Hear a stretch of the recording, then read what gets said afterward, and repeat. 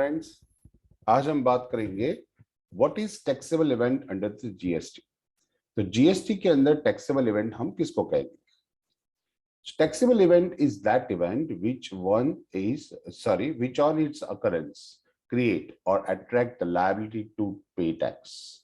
यानी जो भी टैक्स पेमेंट के लिए रेडी होगा, यानी जो भी घटना बनेगी, ओके, अकरेंस होगा, क्रिएट होगा या उसको अट्रैक्ट करेंगे लायबिलिटी टू पे। Under the earlier system of taxation, जो पहले का जो taxation system था, there was a lot of litigations relating to the taxable events। taxable events पे बहुत सारी litigations यानी कायदे थे। Even whether the particular process amounted to manufacture or whether our sale was to be predetermined sale, whether a particular transaction was sale of the goods, rendering of service, etc। यानी वो manufacture कहा जाएगा, वो process है या नहीं है, या वो प्रीडिटरमाइंड सेल है, या फिर वो ट्रांजैक्शन सेल या गुड्स का है, या फिर रेंडरिंग ऑफ सर्विस का है, यानी बहुत सारे प्रॉब्लम्स है। Thus, the GST law resolved these issues by laying down the comprehensive tax events। एक comprehensive tax events उन्होंने तैयार किया और जीएसटी लागू कर दिया। इसके अंदर सप्लाई होता है, that is supply, the supply of goods और सर्विस और बोथ, उसमें गुड्स भी चलेगा, सर्विस भी चलेगी, दोनों के ऊपर सेम रूल्स अप्लाई कर दिए गए। Thus, there is a departure from the historical understood concept of the taxable event। जो टैक्सेबल इवेंट्स के जो पहले का जो कॉन्सेप्ट था उसको हमने थोड़ा अलग कर दिया। जो पहले का जो लॉ था वो under the state of VAT, excise duty और service tax, that is sale, manufacture and service respectively. पहले तीनों के लिए अलग अलग रूल्स थे। वैट लॉज अलग थे, एक्साइज लॉ अलग था, सर्विस टैक्स लॉज अलग थे। ओके, तो वो सेल के लिए अलग रूल्स था या मैन्युफैक्चर के लिए या सर्विस के लिए। अब तीनों मिला के एक ही जीएसटी बना दिया गया। In this GST regime, the entire value of the supply of goods and service is taxed in an integrated manner।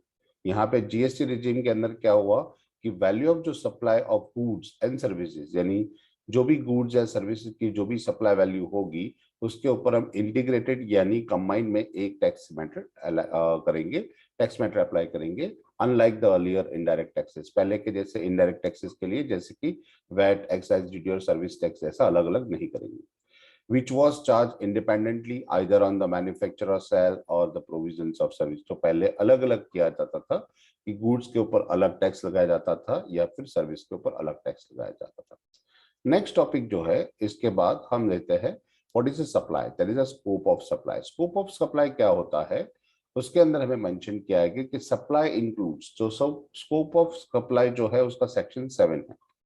तो as per the section 7, the scope of supply के अंदर सप्लाई इंक्लूड्स होता है all the form of the supply of goods और service और both, such as sale, transfer, barter, exchange, license, renew, rental, lease or dispose of, or agree to be the paid for consideration by a person in the course of the furtherance of business।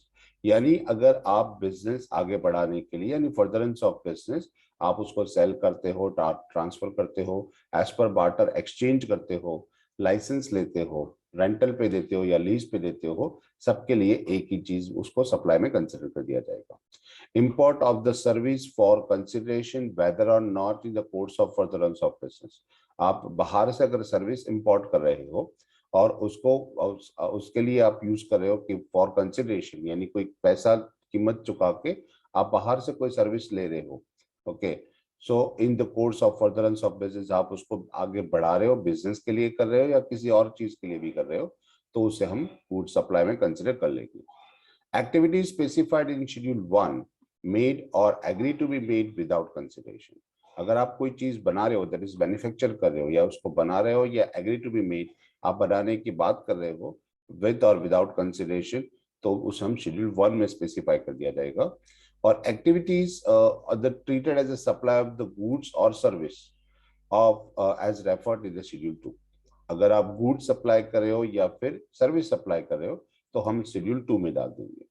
तो उन्होंने schedule 1 बना रखा है जो manufacturing के लिए है with और विदाउट कंसिडरेशन, और शेड्यूल 2 के अंदर जो है गुड्स एंड सर्विसेज आप सप्लाई कर रहे हो, ओके, तो वो चीज इसके अंदर स्कोप ऑफ सप्लाई के अंदर इंक्लूड कर दी गई है।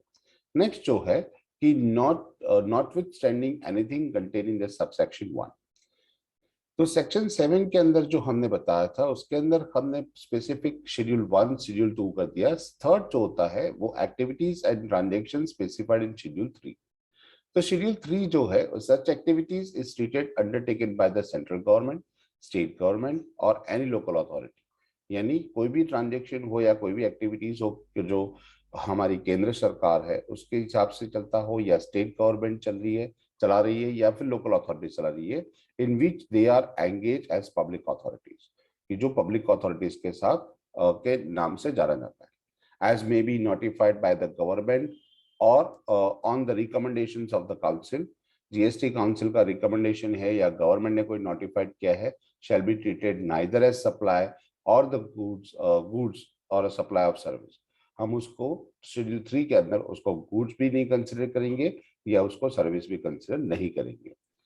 सेकेंड थिंग जो बता रहे हैं, सबसेक्शन 2 की बात कर रहे हैं, तो उसमें लिखा है subject to the provisions of the subsection 1 and 2, जो ऊपर दोनों बताए गए हैं, द गवर्नमेंट मे और the recommendation of the council specified by notification the transaction that are to be treated.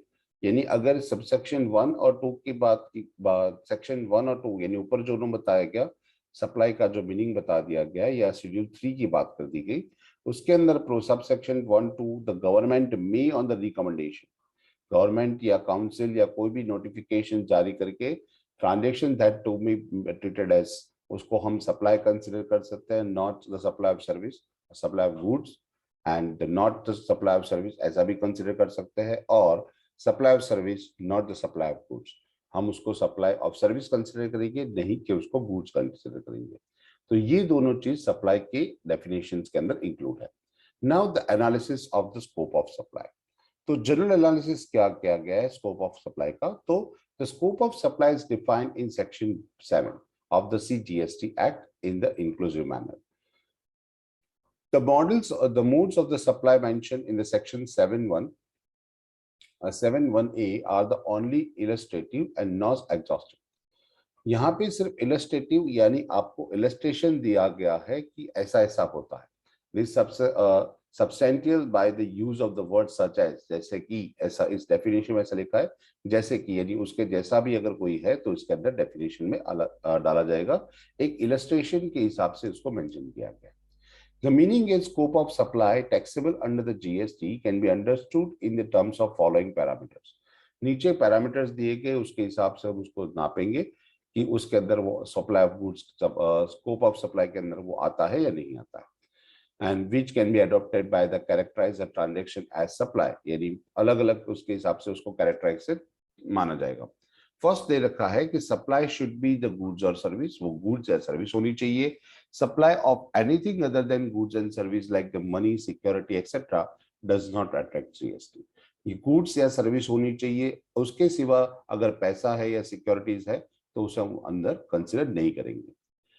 Second thing, तो supply should be the made for consideration, वो supply जो भी होगा मेड फॉर कंसिडरेशन, यानी उसकी payment की जानी चाहिए, कि आपको पेमेंट करनी है या आपको पेमेंट रिसीव हो रही है। Supply should be the made in the course of furtherance of business, आप उस बिजनेस पर्पस के लिए उसको यूज कर सकते हो। Supply should be the made by the taxable person, वो टैक्सेबल पर्सन होना चाहिए या फॉर्म होनी चाहिए या आर्टिफिशियल जुडिशियल पर्सन होना चाहिए, बॉडी ऑफ इंडिविजुअल होनी चाहिए, ऐसा। And supply should be the taxable supply, और वो टैक्सेबल होना चाहिए। The aforesaid parameters that is subject to certain exceptions are to be satisfied in the transactions to treat it a taxable supply. जो aforesaid parameters जो बता रखे हैं वो 5 parameters के हिसाब से थोड़े बहुत exception को अगर निकाल दे तो there are the satisfy the transaction as treated as taxable supply, तो वो taxable supply consider कर दिया जाएगा। अच्छा, ये जो some certain exceptions है उसके बारे में बता दिया क्या कि some exceptions have been carved out whether a transaction is deemed to be a supply even without consideration। बहुत सारे ट्रांजेक्शन ऐसे भी होते हैं कि विदाउट कंसिडरेशन वो ट्रांजेक्शन माना जाता है कि वो सप्लाई है। सिमिलरली ऐसे ही import of the service for consideration, आपने बाहर से सर्विस मंगवाई है, whether or not in the course of furtherance of business, आप उसको उसके ऊपर आगे बिजनेस कर रहे हो या नहीं कर रहे हो या खुद के लिए यूज कर रहे हो, उसे भी हम ट्रीटेड एज सप्लाई कहेंगे। जो ऊपर के 5 पैरामीटर में नहीं है फिर भी हम उसको क्या करेंगे, सप्लाई के अंदर कंसिडर करेंगे, टैक्सेबल सप्लाई के अंदर। नेक्स्ट टॉपिक जो है उसके बारे में हम डिस्कशन नेक्स्ट लेक्चर में करेंगे। बाय।